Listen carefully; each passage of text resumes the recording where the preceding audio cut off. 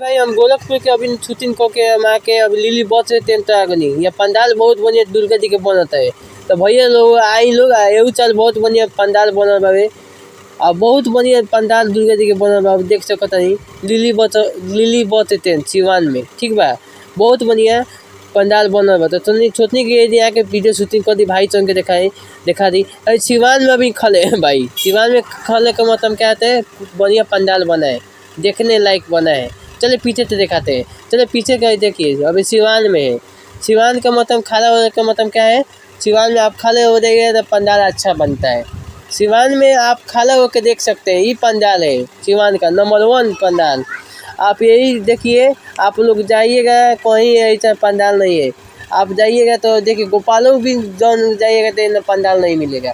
इस सिवान जिला का हम आपको जैसे एक पिन दिखा रहे हैं। देखिए आपकी बहुत अच्छा पंडाल बना है, सब पूरा फोम का बना है, फोम का। देख सकते हैं कितना अच्छा पंडाल बना है।